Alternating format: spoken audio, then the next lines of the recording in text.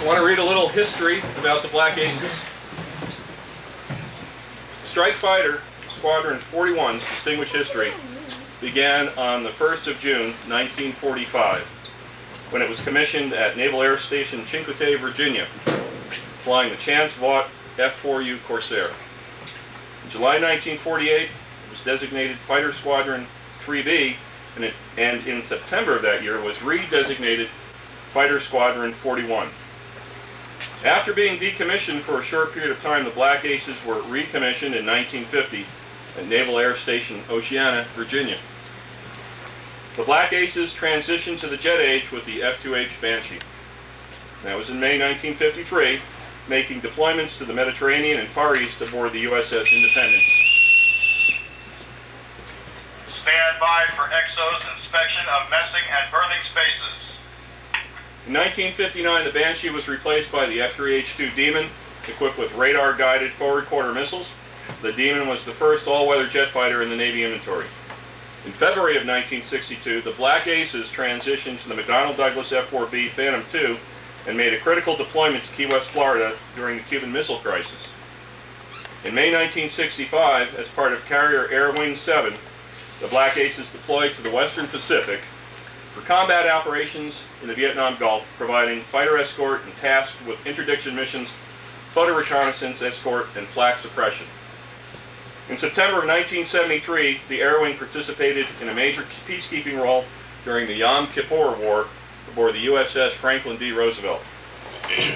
In 1975, the Black Aces deployed aboard the USS Roosevelt with the F-4N Phantom II prior to transitioning to the F-14A Tomcat in 1976 and joining Carrier Air Wing 8 and USS Nimitz in January of '78.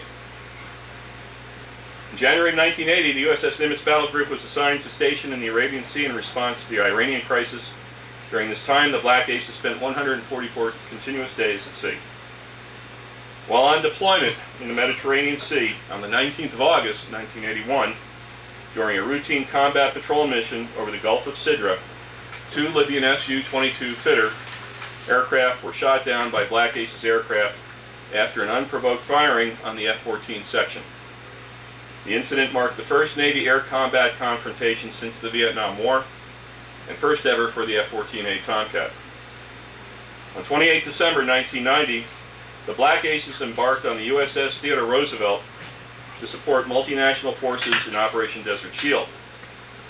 By the end of the war on 28 February 91, the squadron had amassed over 1,500 combat flight hours with an unprecedented 100% sortie rate.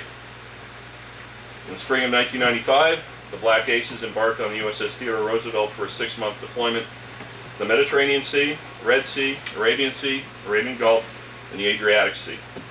During this time, the Black Aces conducted combat operations during Operation Deliberate Force and Operation Denied Flight over Bosnia-Herzegovina, and Operation Southern Watch over Iraq. During Operation Deliberate Force, the Black Aces became the first F-14 squadron to deliver air-to-ground ordnance in conflict with enemy force. On March 26, 1999, the squadron embarked on deployment, and within 9 days of leaving home, the Black Aces were flying combat missions over Kosovo in support of Operation Allied Force. In July, the USS Theodore Roosevelt was ordered to the Persian Gulf in support of Operation Southern Watch. The Black Aces wrote another page in the history book by becoming the first squadron to expend ordnance in 2 theaters on a single deployment. While in the North Arabian Sea in the fall of 2001 on board the USS Enterprise, the Black Aces were the first F-14 squadron on station after the September 11th attacks on the United States, and one of the first squadrons to expend ordnance in Afghanistan in Operation Enduring Freedom. After successful completion of their duties in support of Operation Southern Watch and Operation Enduring Freedom, the Black Aces transitioned to Lemoore, California, and to the Super Hornet. As the first operational FA-18F squadron in the fleet as part of Carrier Air Wing 11,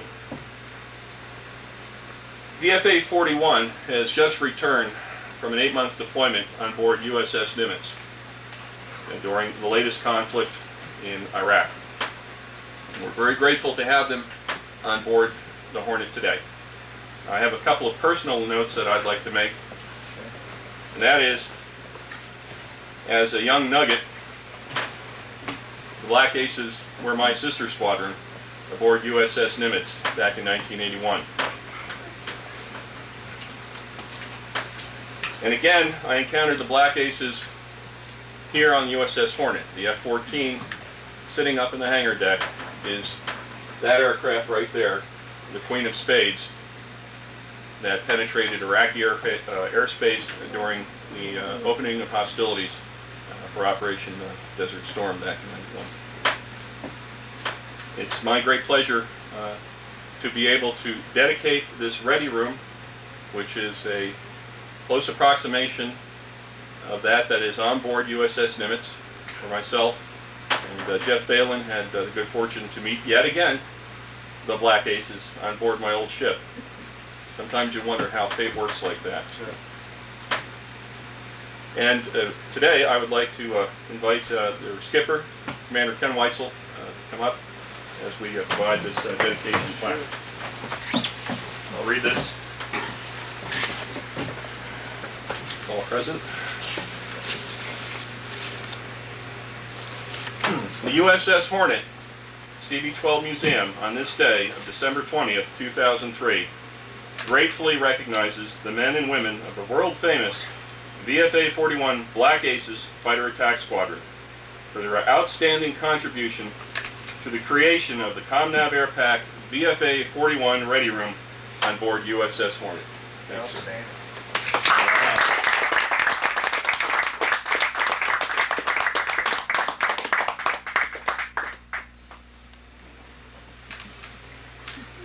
Okay, everyone got that? And also, since Hornet was the Apollo 11 ship and it's on the logo here, I present you with one of the Apollo packs. Thank you. Thank you. Now I'd like to invite our skipper, Captain Jerry Lutz, to come forward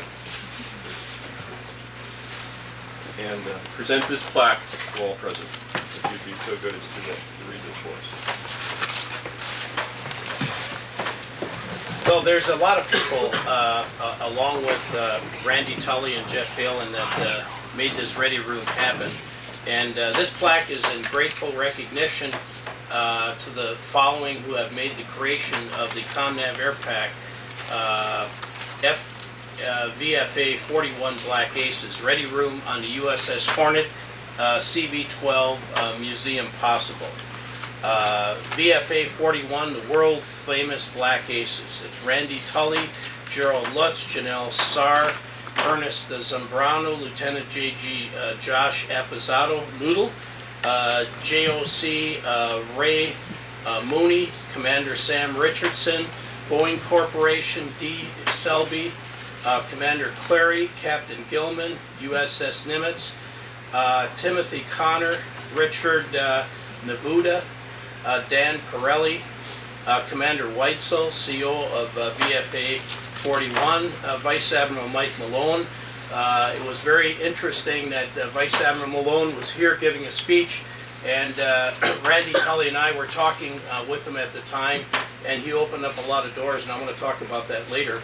And then the USS Hornet CV-12 volunteers, they include Al Nelson, R.S. Terry, Captain Clone, USS Nimitz, Jeffrey Phelan, Rick Tom, Al Smith, Patrizia Panoli, Lieutenant Commander Staggs, AFCM Jimmy Ray, Ralph Saby, Skywalker Sound, Commander Bucatlin, KLA 10 Corps, CMC CM Lee Turner, USS Nimitz. So it's a host of a bunch of people that really, as a team, pulled together to be able to make this happen under the leadership of those two gentlemen. And I just want to thank all of you and these two gentlemen for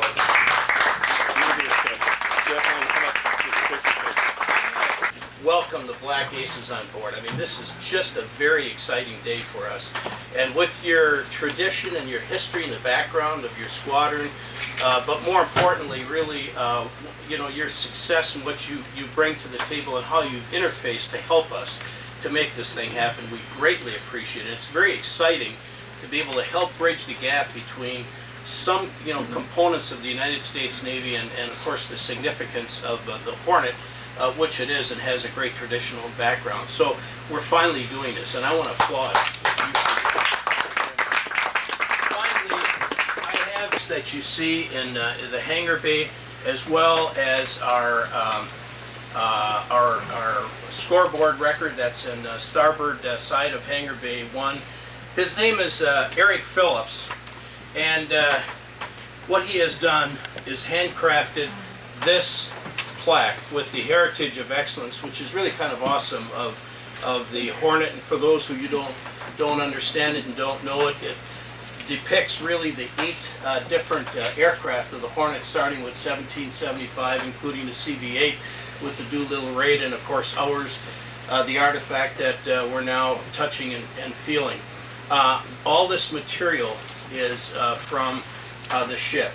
And if you would please come up, Randy and Jeff. It's going to be a dedication to these two gentlemen, to Randy Tully and to Jeff Phelan, for everything that they do. And it's not just this.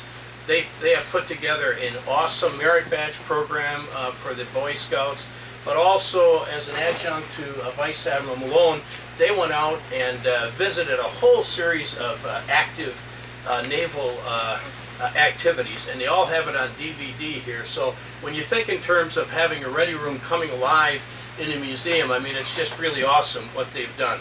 So this dedication of appreciation from the Hornet will be described on the bottom. And I'm sorry it's not here right now, but thank you so much for all your, for everything.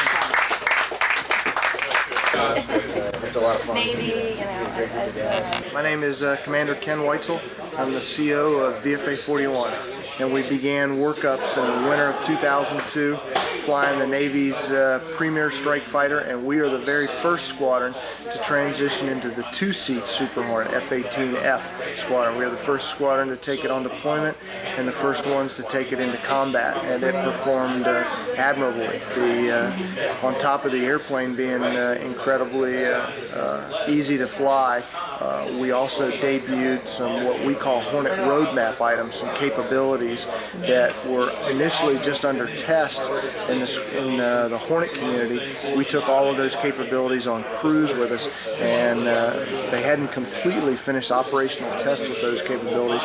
We took them and debuted them in combat with us. Some of those, the advanced targeting FLIR, the shared reconnaissance pod is brand new, multifunctional information distribution system, all of the magic of flying a fly-by-wire airplane now. We took all of those things on deployment with us. So it was, we were very fortunate to be at the right place at the right time, and the airplane lived up to every expectation that it did. It performed phenomenally. We completed flying this past year 7,000 hours, which normally a squadron only flies between 2,500 and 3,000 hours in a year. We just finished 7,000 hours on deployment. Also, while you're on deployment, you normally fly about 400 or 500 hours a month. We flew 4 consecutive months of 1,000+ hours every month. So, a lot of time. When did you rest? We did. We were very tired. That was a big issue for my the previous CO of the squadron and myself, is to make sure that we followed naval aviation guidelines for the amount of crew rest that guys had. So it was tough. We flew a lot of hours. The good thing is we flew, a lot of our missions were not quick missions. A lot of our missions were double, triple, and quadruple cycle. A cycle for us is 1 + 30. So we flew a lot of very long missions. We took seat cushions with us when we were flying because all of the blood was down in our bottoms all the time. So it was good. Yeah. Good time. A great airplane. So how do you keep your guys' morale up? I think the biggest thing that we do for morale is let them know what they're fighting for. You know, there's only 345,000 people in the Navy, and of that group, there's only a small group of us that get to fly high technology jets off of carriers. So we just let them know that they're a special group of people, that America depends on them. Their jobs are important, a very dangerous job, It only takes a split second to create a mistake, and you don't live through that. So, you know, they feel special. You let them know that they're special for doing this. We don't do this just to go out and fly aircraft around. There's a mission there's a mission required for every flight. You know, you try to instill in them a sense of pride for the mission that they're doing. It's not a lot of time off. We don't get paid a lot of money, so Deserve a lot more. most of these folks come in the Navy for things other than the pay. The camaraderie is phenomenal. I mean, we have a group of individuals here that you know, they're very talented in their abilities to fly and operate the jet. But you know, we all we laugh about it. We don't have to grow up because we act like kids, and we still can't believe that we're allowed to do this job. So this is a kid's dream too. Oh, it is. Did you have a dream when you were a young boy? I was very intrigued with naval aviation at the time, and I grew up in the central portion of Virginia, so not a lot of carriers could come up the James River there. I went to school in Old Dominion in Norfolk, so I got to see Oceana and high-speed jets for the first time when I was in college. I was pretty intrigued by them at the time. So my blossoming to be a naval aviator happened a little late in my life. So how long have you been flying? 19 years. Oh my gosh. Yes, so I've been That's a as while. a CO. I've been in for quite a while. So that and about 5 or 6 different airplanes. So I'm very fortunate. Oh, very yeah. fortunate. I look older, but my mentality is just like the new Lieutenant JGs that are in the squadron. And that's the nice part about getting new people, get the young folks in, because they keep us old folks young and invigorated, and then we try to instill upon the young folks all the mistakes that we've made. But just like kids, they don't listen. They go out and make the same mistakes all over again. So. Did you ever have a close call? Many close calls. Oh my. Many close calls. You pulled out. Very fortunate. You had an that I'm here angel at the on time. your shoulder. I tell you what. Well, and we all talk about staying ahead of the airplane, knowing what's happening in your Right. surrounding, situational awareness as to what's going on. So those probably saved me many a time. And then sometimes it's just dumb luck. You sit back and you wonder, how did I get out of that? Right. So, Well, thank you so much. Sure, no problem. And it's been a pleasure talking to you. It's been our honor to be here on the USS Hornet. You're doing a great job. Thank you very much. Thank you. So this is special. Pilots. And we have a female material control officer. Commander Kenny Weitzel. I'm still the CO of VFA-41, the Black Aces. And you had asked me about females in the squadron. Well, the Navy has had female pilots and air crew for many years now. The Black Aces have 2 female pilots that integrate very well with the squadron. There really isn't a difference in the female, whether she's a pilot or a weapon system operator. We don't have a weapon system operator female in the squadron. Our material control officer is a female. Our intelligence officer, she's a female. We have about 10 to 15% females in the squadron that work on the jets right along with the guys. Oh, that's great. The Nimitz is an integrated ship, which means we have separate berthing facilities as well as separate heads, bathroom facilities for females and separate for the men that are on the ship. But the Navy is an equal opportunity employer. It is no different. A female can get her aviation, can be a pilot or a weapon system operator. There is no prejudices against a female for having the ambition to want to fly for the Navy in tactical aviation. So I've flown with them often. Our 2 females are very good pilots. They land aboard the ship at night, land aboard it during the day. They're no different than the guys. So don't think based on your gender that the Navy's going to stand in your way and not let you fly 4th generation fighter attack aircraft, because you can do it. Fantastic. Thank you again so much. Sure. Bye. No problem.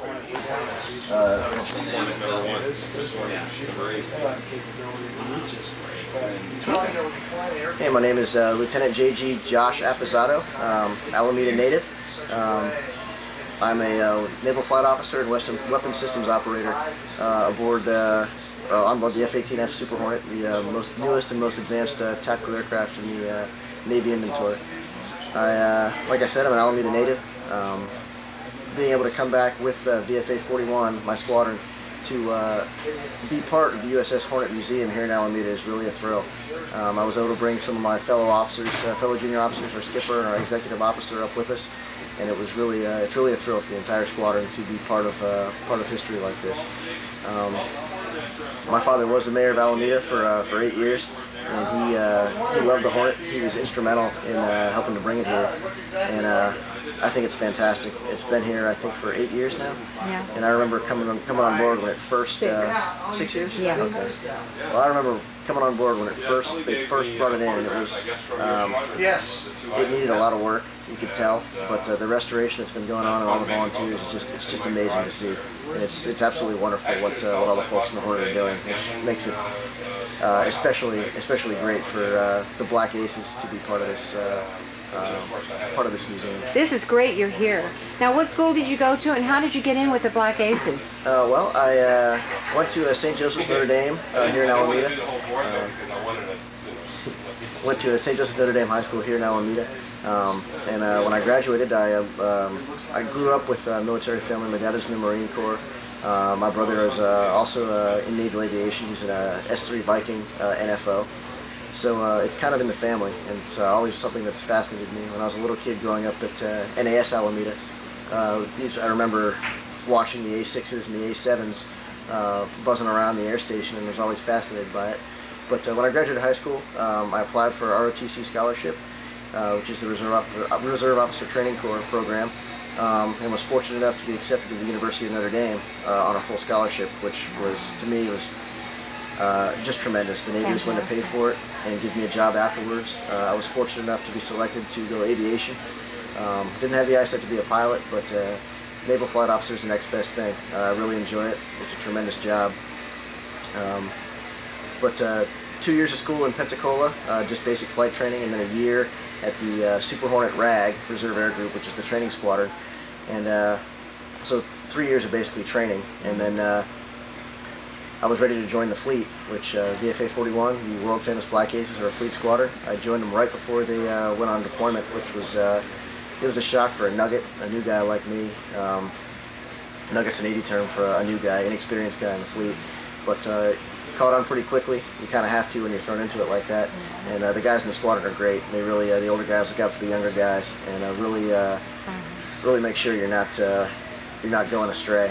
But learned quickly and went on a combat deployment over to Iraq for we were in the Persian Gulf supporting Iraqi freedom for 5.5, 6 months, and then spent a few months after that on a standard Westpac or Western Pacific cruise. Been in the Black Aces for a little over a year now. It's the finest fighter squadron, finest fighter attack squadron in the Navy and in the world as far as I'm concerned. Great bunch of guys, great aircraft. The F-18F, like I said, is the most advanced, the newest and most advanced tactical fighter in the world. There's none better. With our avionics and our training and our air crew and the performance of the jet, it's a pretty formidable package. How does it feel up there flying? Exciting?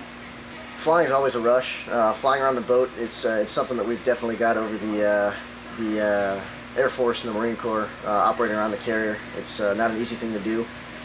They always say that your ability to land aboard the ship is the most important quality that a naval aviator can have. You can be the best bomb dropper or the best dogfighter in the world, but if you can't bring the jet back safely, it's kind of worthless. So flying around the boat is definitely a point of pride. Maybe gives you a little bit of a chip on your shoulder, but there's a lot of tradition involved with Navy TAC Air, so it's wonderful to be a part of. Flying is every catapult shot going off the front end of the ship is a rush. I've done it probably over 150 times. Wow. Launched, and every time it's a rush. Yeah. Exciting moments, huh? Yeah, they're exciting moments, scary moments, and the most important thing about the squadron that at least for me, is just the camaraderie. I've met a great bunch of guys that I'm going to be friends with for life, and you really bond when you go on a combat deployment together like this. So. Yeah. Okay, Josh, thank you so much. You're welcome. And you're great. So when we got there, remember the air battle basically only lasted about 3 weeks for the